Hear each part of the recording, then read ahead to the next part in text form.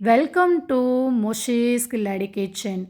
இட்லி மாவை வச்சு குழந்தைங்களுக்கு ரொம்ப பிடிச்ச மாதிரி ஒரு ஸ்வீட் தாங்க இன்றைக்கி வீடியோவில் பார்க்க போகிறோம். இந்த ஸ்வீட்டை பார்த்ததுமே உங்கள் குழந்தைங்க ரொம்ப டெம்ப்டிங்காக ஆயிடுவாங்க. அவ்வளோ சூப்பராக இருக்குங்க. பார்க்குறதுக்கே ரொம்ப டிஃப்ரெண்ட்டாகவும் ரொம்ப கலர்ஃபுல்லாகவும் இருக்கும். ஈவினிங்கில் உங்கள் குழந்தைங்களுக்கு ஏதாவது ஹெல்த்தியாக ஸ்நாக்ஸ் கொடுக்கணும்னு நினச்சிங்கன்னா மிஸ் பண்ணாமல் இதை ட்ரை பண்ணி பாருங்கள். இப்போ இது எப்படி பண்ணலாங்கிறத பார்க்கலாம்.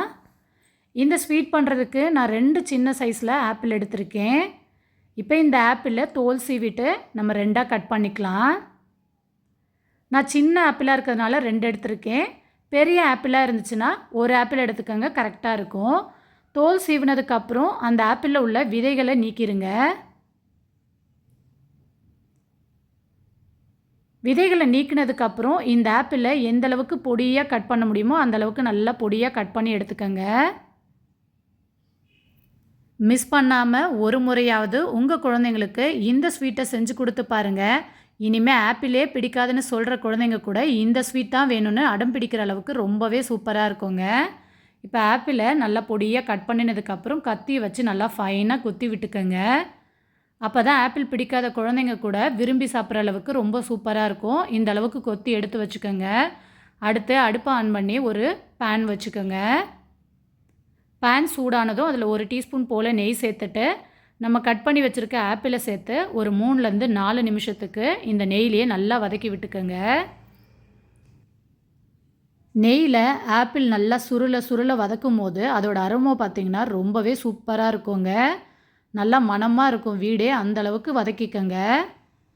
இது நல்லா வதங்கினதுக்கப்புறம் இதில் இனிப்புக்காக ஒரு 3 டீஸ்பூன் போல் நான் நாட்டு சர்க்கரை சேர்த்துக்கிறேன். நீங்கள் இனிப்பு கூடுதலாக சாப்பிடுவீங்கன்னா 4லேருந்து 5 டீஸ்பூன் கூட சேர்த்துக்கலாம். இப்போ இதில் வாசனைக்காக 1 டீஸ்பூன் போல் ஏலக்காய் தூள், 1/4 டீஸ்பூன் போல் சின்னமன் பவுடர் சேர்த்துக்கிறேன்.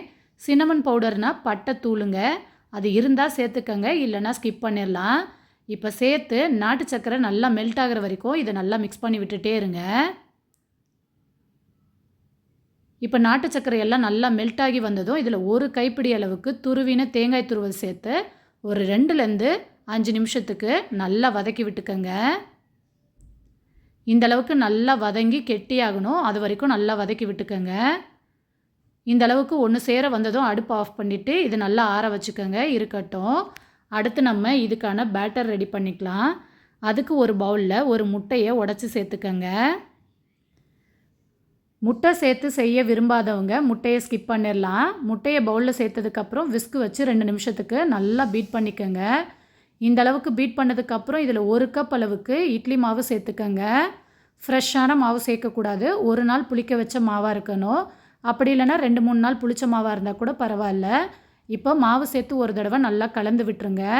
மாவு தண்ணியாக இருக்க மாதிரி தோணுச்சுன்னா 3 டேபிள் ஸ்பூன் அளவுக்கு கோதுமை மாவு சேர்த்து மிக்ஸ் பண்ணி எடுத்து வச்சுக்கோங்க, இருக்கட்டும். அடுத்து அடுப்பில் ஒரு பணியாரக்கல் வச்சுருங்க.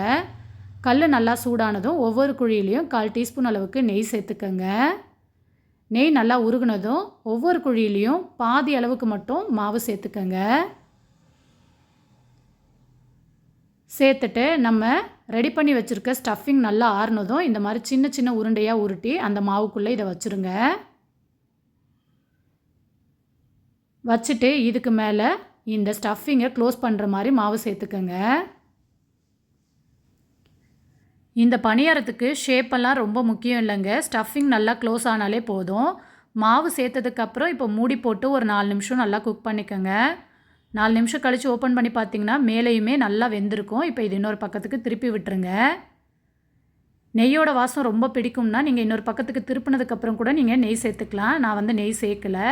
இப்போ மறுபடிக்கும் மூடி போட்டு ஒரு 2 நிமிஷம் மட்டும் இதை நல்லா குக் பண்ணிக்கோங்க. இப்போ 2 நிமிஷம் ஆயிடுச்சு, நம்ம ஓப்பன் பண்ணிடலாம். சூப்பராக வெந்து வந்திருக்குங்க. இந்த ஸ்வீட் பார்த்திங்கன்னா ரொம்ப டிஃப்ரெண்ட்டாகவும் ரொம்ப சாஃப்டாகவும் இருந்துச்சு. இட்லி மாவில் தான் செஞ்சிங்கன்னு கெஸ் பண்ணவும் முடியாது. ஸ்டஃபிங்கும் ஆப்பிளில் தான் பண்ணிங்கன்னு யாராலும் கெஸ் பண்ண முடியாதுங்க. அவ்வளோ சூப்பராக இருக்கும். என்னோடய குட்டீஸுங்க 2 பேருமே ரொம்ப என்ஜாய் பண்ணி சாப்பிட்டாங்க. ரொம்ப டேஸ்ட்டாகவும் ரொம்ப டிஃப்ரெண்ட்டாகவும் இருந்துச்சு.